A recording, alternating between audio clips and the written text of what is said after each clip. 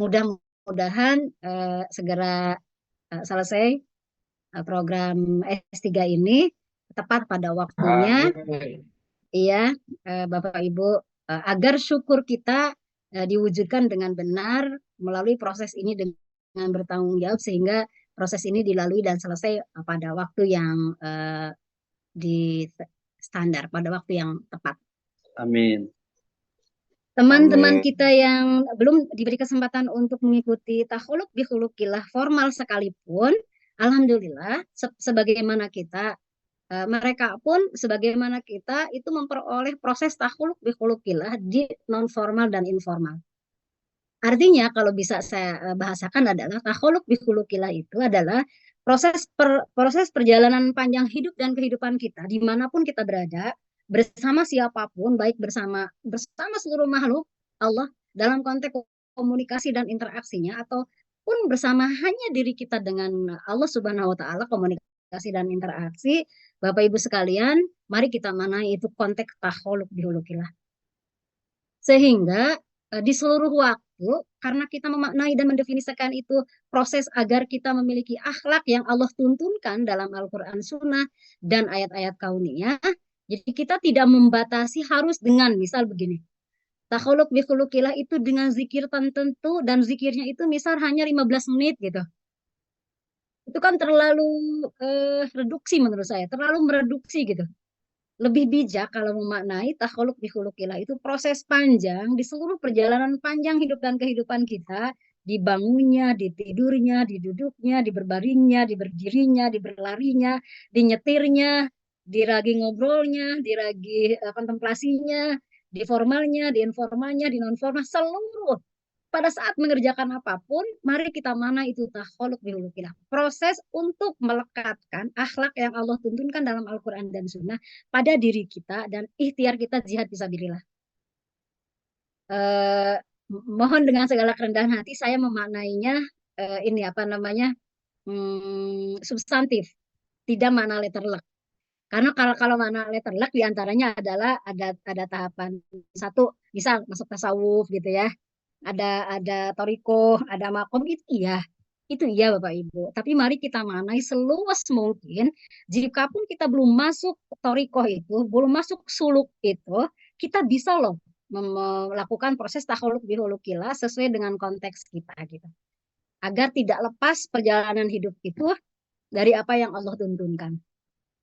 Itu yang pertama untuk taholuk bihulukillah. Yang kedua,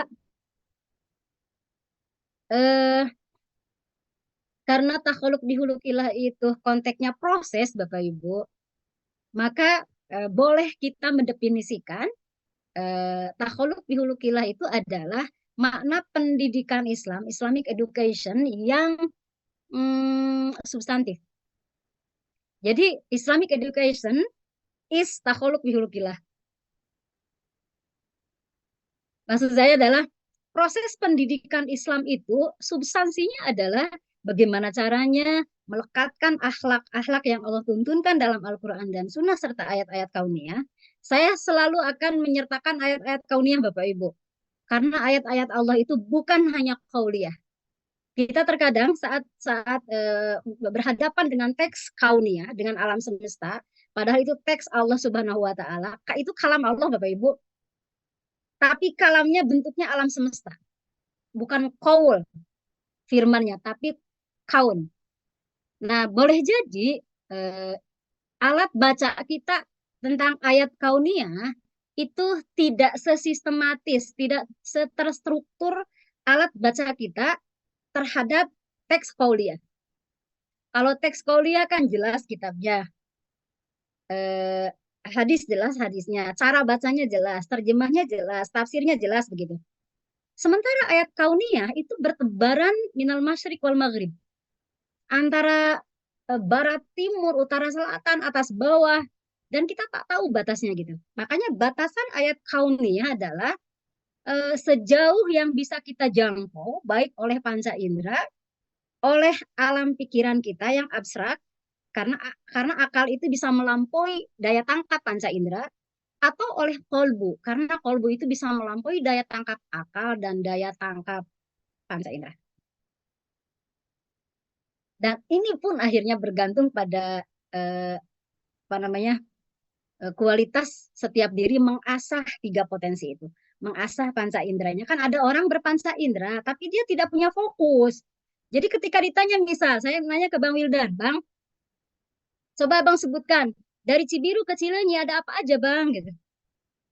Dan saya nanya ke Bang Zul, misal, Bang Zul, coba sebutkan dari ujung Berung ke Cisahem ada apa aja, ada apa aja Bang?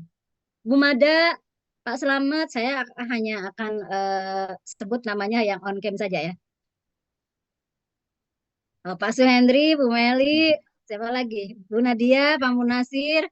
Sok Pak Munasir, dari Ledeng ke Subang, silakan sebutkan ke saya ada apa saja. Mungkin sebelum saya bertanya, Pak Munasir nggak ngeh. Yang penting fokus nyetir, nyampe ke tempat gitu. Ketika ditanya, Wi, misal, Bang Widan ke saya nanya, Wi, Memalukan gitu. Wi ada pom bensin nggak? Misal antara Ledeng ke Subang, saya teh nggak ngeh. Karena biasanya nyetir amatir fokus aja nyetir ngaliri kanan kiri gitu. Ya saya nggak bisa jawab. Aduh, lupa ya bang, saya bisa kan pasti begitu.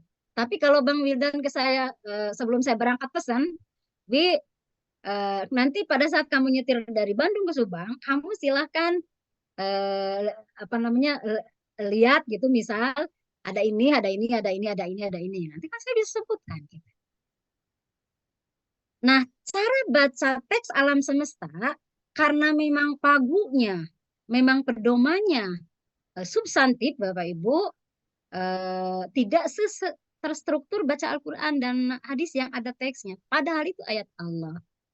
Nah, sumber takholuk bihulukilah sudah tersedia di alam ini untuk kita. Tapi boleh jadi, maksud saya, panca indera kitanya belum difungsikan dengan optimal, akal kitanya belum kita fungsikan dengan optimal, hati kitanya belum kita fungsikan dengan optimal. Sehingga temuan saya beda dengan temuan Pak Munasir, beda dengan temuan Pak Supriyadi, beda dengan temuan Pak Nadia. Itulah pentingnya pendidik.